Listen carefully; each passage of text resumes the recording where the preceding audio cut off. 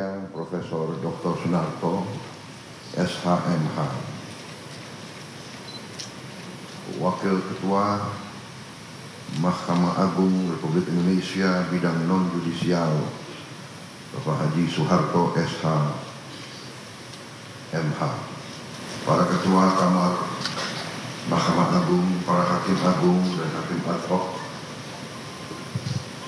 Mahkamah Agung, seluruh jajaran Mahkamah Agung yang saya hormati dan saya banggakan, Ketua Dewan Perwakilan Daerah Republik Indonesia Saudara Sultan Bakhtiar Najamuddin, Ketua Mahkamah Konstitusi Republik Indonesia Dr. Suhartoyo, Ketua Komisi Yudisial RI Profesor Amzulian Rifai, Ketua BPK RI Saudari Isma Yatul, Menteri Hukum Saudara Supratman Andi Akas, Menteri Sekretaris Negara Saudara Prasetyo Hadi, Sekretaris Kabinet Republik Indonesia Saudara Teddy Indra Wijaya, Kapolri, Kepala Kepolisian Negara Republik Indonesia Jenderal Polisi Listio Sigit Prabowo, Panglima TNI Jenderal TNI Agus Subianto, Wakil Menteri Koordinator Politik Keamanan Letnan Jenderal TNI Purnawirawan Ludwig Friedrich Paulus. Yang saya hormati para hakim, para undangan, rekan-rekan pers semuanya, dan terutama para wisudawan dan wisudawati yang saya banggakan. Pertama-tama tentunya sebagai insan yang bertakwa, marilah kita tidak henti-hentinya memanjatkan puji syukur kehadirat Tuhan Maha Kuasa Maha Besar yang memiliki sekalian alam, atas segala karunia yang diberikan kepada kita. Kita masih diberi kesehatan sehingga kita dapat berkumpul di tempat yang sangat terhormat ini, yaitu di Mahkamah Agung Republik Indonesia, pada acara pengukuhan 1451 hakim. Ini adalah suatu kehormatan besar bagi saya. Terima kasih atas undangan ini. Saya merasa penting dan saya merasa perlu untuk hadir di setiap acara yang diselenggarakan oleh setiap lembaga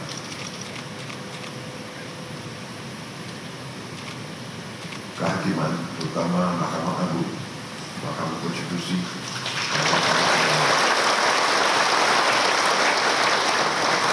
saudara-saudara sekalian.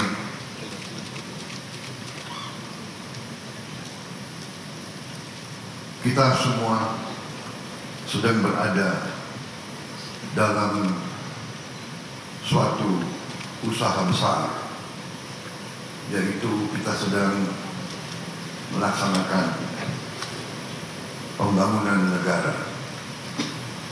Pembangunan sebuah negara adalah perjalanan panjang, ratusan tahun. Pembangunan suatu negara, suatu bangsa itu ternyata membutuhkan suatu elemen-elemen keberhasilan. Negara itu banyak. Kalau tidak salah sekarang sudah mendekati 200 negara di dunia ini. Ada negara yang hanya 200.000 orang punya negara, pulau-pulau kecil. Ada negara yang 1 juta orang punya negara. Tidak banyak negara seperti kita. hampir 300 juta, 285 juta orang hari ini. Tiap tahun naik hampir 5 juta. Tidak banyak negara seperti kita. Dan apalagi negara seperti kita itu negara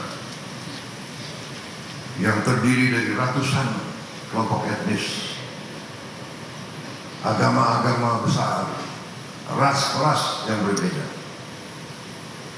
bahasa-bahasa daerah, budaya yang berbeda-beda. Saudara-saudara, kita sadar dari kita belajar sejarah bahwa tidak semua negara itu berhasil. Negara itu dalam sejarah manusia tergolong dua golongan besar: negara berhasil dan negara gagal. The failed state and a successful state. Negara yang berhasil dan negara yang gagal. Failed state. Sebuah negara yang gagal adalah negara yang tadi tidak bisa memenuhi apa yang kita tentukan, pendiri bangsa kita tentukan sebagai tujuan-tujuan nasional: melindungi, memajukan kesejahteraan umum, mencerdaskan kehidupan bangsa, menjaga ketertiban dunia. Kita tentukan dari ini tujuan nasional banyak negara. Yang pertama adalah selalu melindungi, to protect the people, to protect the territory. Saudara-saudara sekalian, unsur keberhasilan suatu negara dari kita belajar sejarah, unsur yang sangat penting adalah terdapatnya suatu sistem hukum yang menjamin keadilan bagi seluruh rakyatnya. Ini syarat negara berhasil. Negara yang tidak bisa memiliki sistem hukum yang menjamin keadilan, itu negara biasanya gagal. Sebuah negara akan mengalami tantangan, bisa saya katakan ancaman, apalagi negara yang kaya, negara yang memiliki kekayaan dan sumber alam. Kekayaan dan sumber alam itu menjadi rebutan oleh bangsa-bangsa lain. Karena apa? Karena manusia itu hidup untuk survive.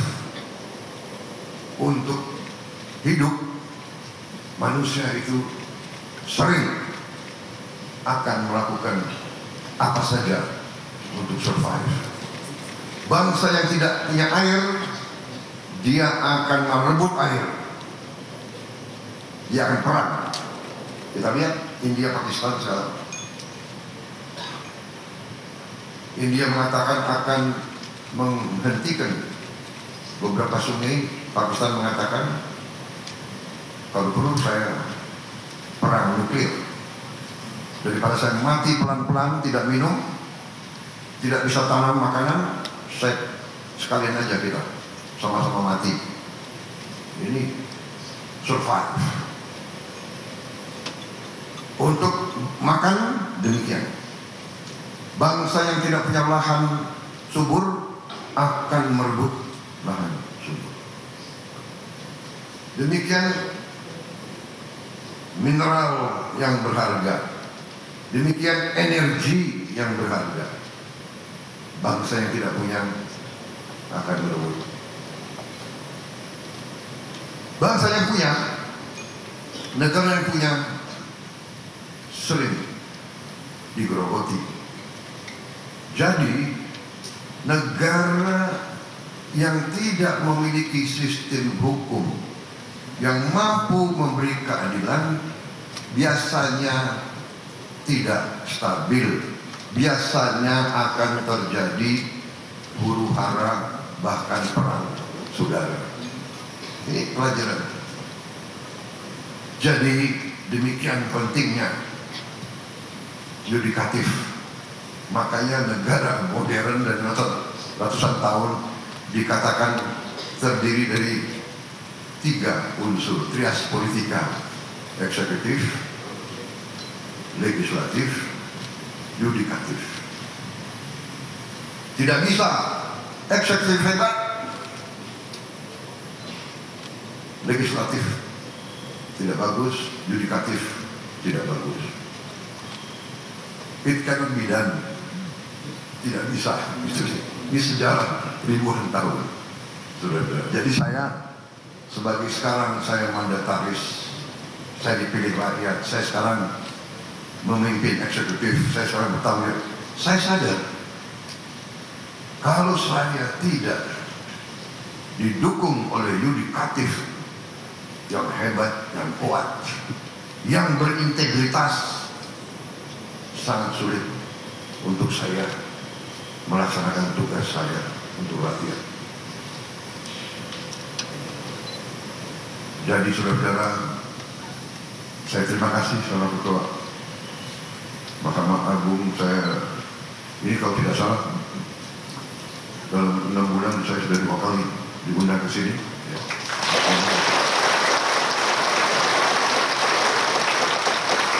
Dan saya tidak mau panjang lebar kasih sambutan karena saudara pasti sudah tahu ujungnya kemana. Betul? Ini pidato ini bagus banget ini.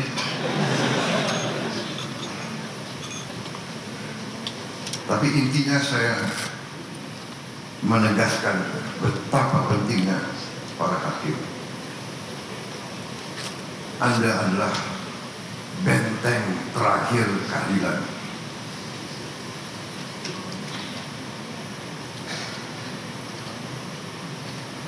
Orang miskin,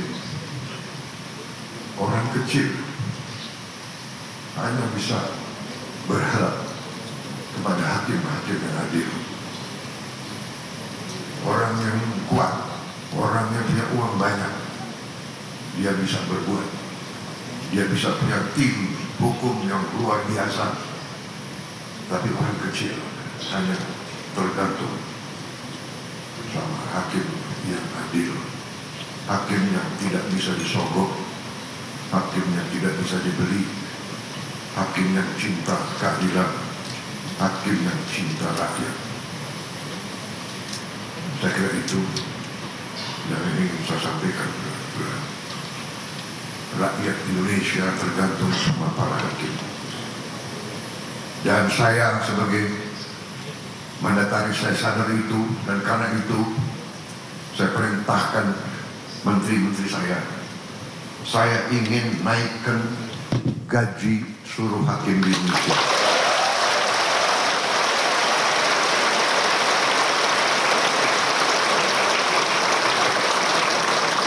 Cari uangnya. Enaknya jadi presiden itu tinggal perintah-perintah. Yang pusing menteri-menteri, terutama menteri keuangan. Saya minta dinaikkan. Datang ke saya, segini Pak, kurang.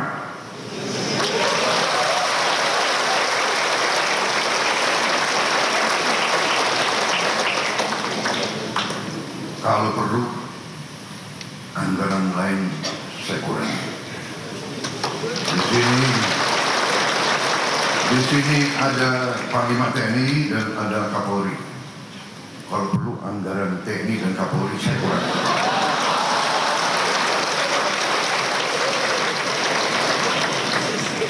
Percuma kita punya polisi yang hebat, tentara yang hebat. Si koruptor, si maling, si bajingan itu begitu ke pengadilan lolos. Kasihan ini anak buahmu Kapolri. Jadi kita butuh hakim-hakim yang benar-benar tidak bisa digoyahkan, tidak bisa dibeli.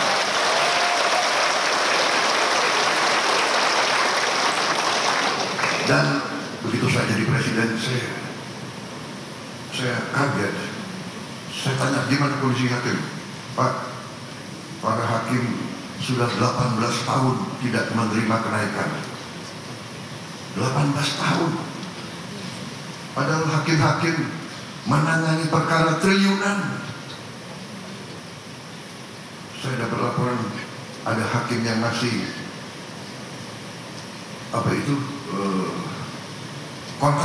kontrak tidak punya rumah dinas dan sebagainya.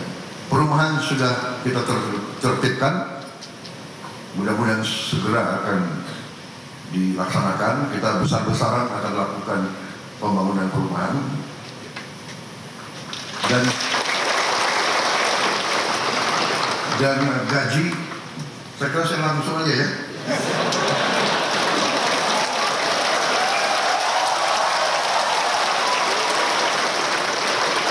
Sebetulnya masalah gaji itu adalah paragraf kelima.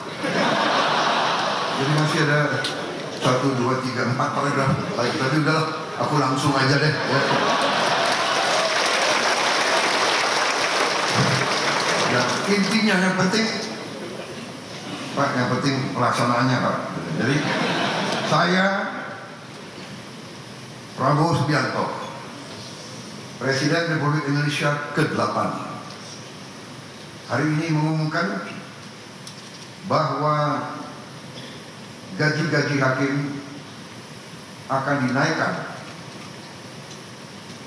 demi kesejahteraan para hakim dengan tingkat kenaikan bervariasi sesuai golongan, di mana kenaikan yang tertinggi mencapai 280%.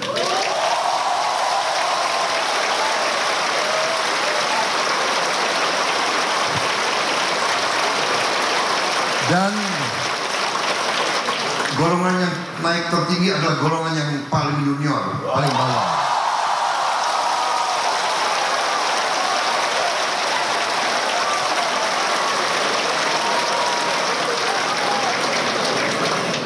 Tapi semua hakim akan naik secara signifikan.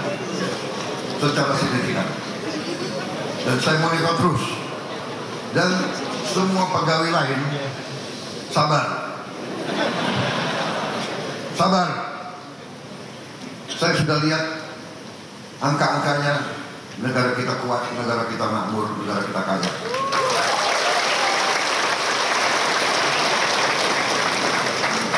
Yang penting kekayaan itu harus kita jaga, harus kita kelola sebesar-besarnya untuk kepentingan rakyat Indonesia semuanya.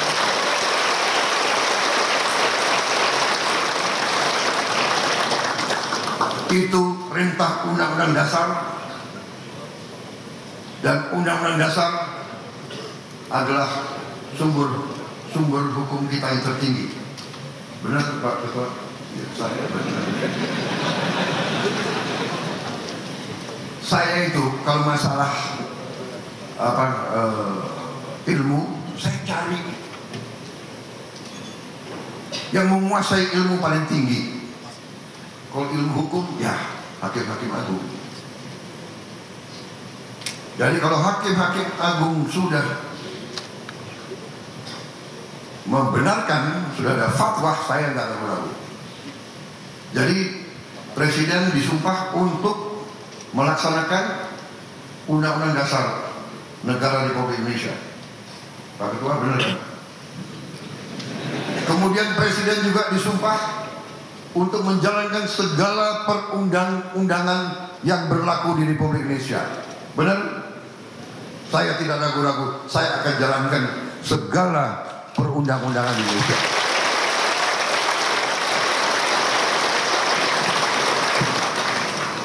Saudara-saudara sekalian, saya kira cukup sekian. Yang penting itu kan,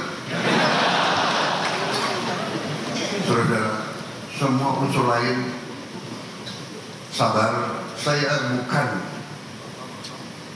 menganggap bahwa saya tidak keliru, marah saya sebenarnya masih anggap ini kurang besar, tapi sudahlah. 18 tahun hakim tidak menerima. 3% aja nggak terima, benar? 5% aja tidak terima, benar? Hari ini Presiden Prabowo Subianto ambil keputusan naik yang paling junior 280%.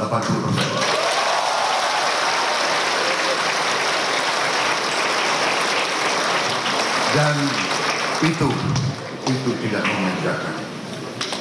Itu tidak memanjakan. Daripada uang negara dicuri oleh makhluk-makhluk yang nggak jelas itu. Berkali-kali saya kasih peringatan ya. Tapi mungkin orang Indonesia itu kalau dikasih peringatan itu masih nggak mau panik. Tapi sebentar lagi dengan hakim-hakim yang kuat kita tegakkan hukum. Tegakkan hukum.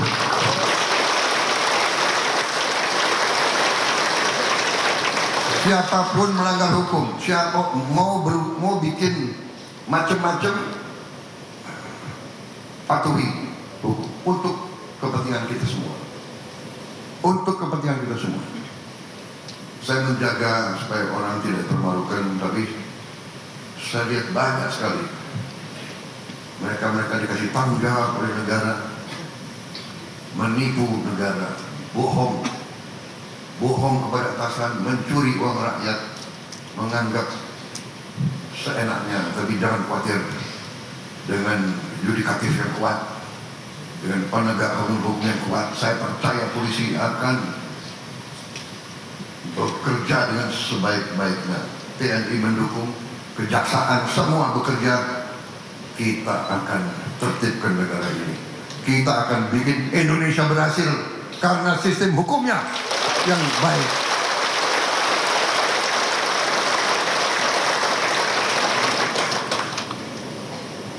Yang lain normatif, menjaga marwah, profesionalisme, bla bla bla. Wassalamualaikum warahmatullahi wabarakatuh.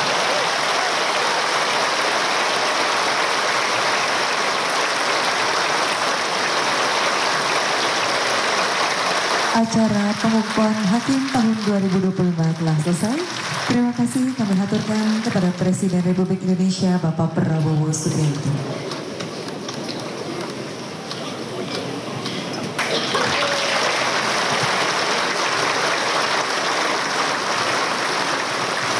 Sekali lagi terima kasih kami haturkan kepada Presiden Republik Indonesia Bapak Prabowo Subianto yang telah berkenan hadir pada acara pengukuhan hakim tahun 2025 cerdas dan berintegritas.